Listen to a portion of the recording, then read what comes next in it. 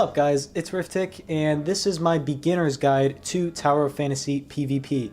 Now this video is going to be more geared toward beginners in PvP and intermediate players, but I am going to include some of the unwritten rules for PvP that may help some of you more advanced players as well. We're going to be going over the general rules to PvP, the PvP balance system, some general loadout tips regarding weapons and relics. I'm not going to go into comps in this video, but just general tips before you queue into PvP. And then I'm also going to go over the ranking system, how it works, and also the win protection system, because that can get a little bit confusing at times. So with that out of the way, let's get into it.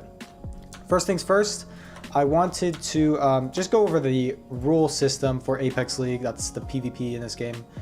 You can access it from the top left over here. And first thing I just wanted to go over was just a general overview. Basically, it's a 1v1 in a giant circular arena. The arena slowly gets smaller as the game progresses. It's a 5-minute game, and the first person to kill the other 2 times wins the game. So you get a point every time you kill the other person, and first person to 2 points wins. You can win by health in this game. So for example, if you guys are tied both 1-1, and the timer runs out, whoever has the most health wins the game. So that is what stall comps like aim to do, which is really annoying, but that is a strategy in the game. So the battlefield, it shrinks every 75 seconds, and the final circle is actually pretty small, so it forces you guys to engage. And then here's a big part. Whenever your opponent dies, they resurrect with 25 HP. It doesn't like, it seems like kind of a no-brainer for some of you guys, but there are people who still don't know this. Even like advanced players who are like surprised when, oh, what? How do they kill me so fast? It's because they resurrect with 25 increased damage. This makes it very, very possible to come back in this game, so never give up. Always play the game to the end, because you never know what's going to happen. The other thing I wanted to go over was the balance system. So this game is completely balanced in PvP, which is very rare for a gacha game, just in general. Basically, as long as you own the weapon, it could be a 0-star, it could be 0 upgraded, as long as you own the weapon, it's on the same level as, like, for example, a Giga Whale like 6-star. Because what happens is when you queue into PvP, it automatically 6-stars your weapon and your relics, so that it's exactly the same. And weapon resonance effects, simulacrum traits, that's the gifting system, and also matrices, all of them are disabled in PvP. None of them matter. All that matters is you own the weapon, and you will be on an even playing field with everybody else. So pretty interesting. I really like that about this game. It just makes it even. It makes it completely skill based. So I would recommend pulling almost every character, just at least baseline 0-star. That way you can just keep up with all the metas and everything. So yeah, interesting stuff. Next thing I want to go over was just some general loadout tips. Something that the game doesn't tell you, or I'll just go over first. So essentially, whatever loadout you have equipped right now is what you're going to go into PvP with. So for example, like I have my Frigg Meryl Nemesis. If I were to queue PvP, it would go into the match with this current loadout, and you can't change it once you're inside. So make sure everything is exactly how you want it to be before going into PvP. Also, something the game doesn't tell you is whatever weapon you are currently equipped. So right now you can see I have Frigg out. That is the weapon I'm going to start with inside PvP. So like right now I'm on Frigg. Like for example, if I wanted to start with Nemesis, I would switch to her and then queue for PvP. This is important because, for example, Meryl, when you pull her out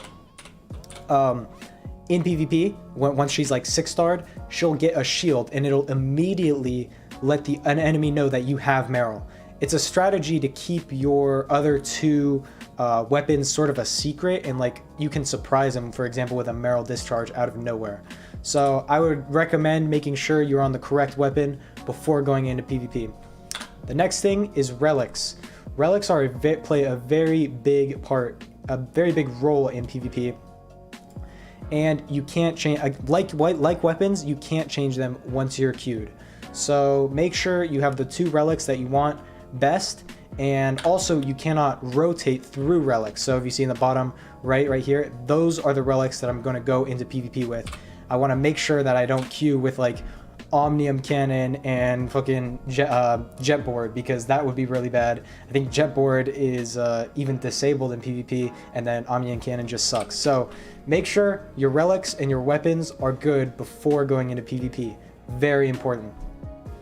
Next thing I wanted to go over was the ranking system in Tower Fantasy PvP.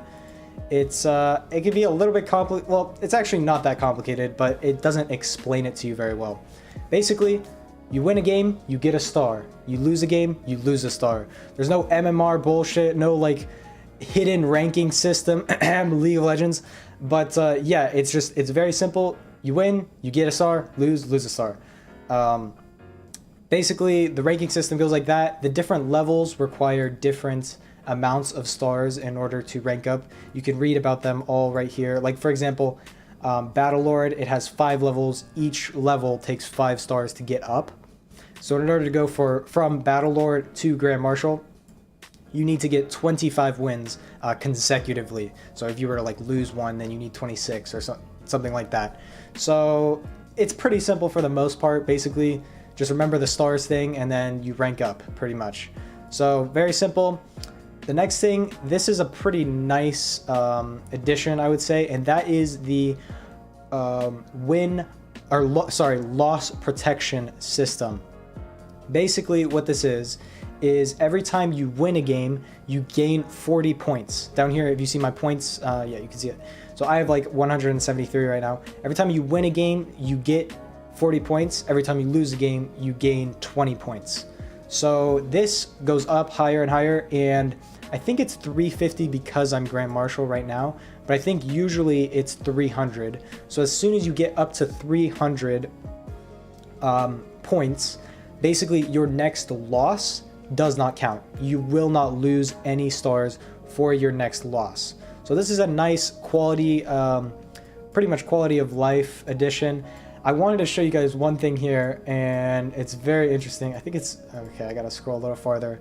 There's someone on my server, yes, right here, 49% win rate, pretty crazy. And the reason they're able to do this, they have lost more games than they have won.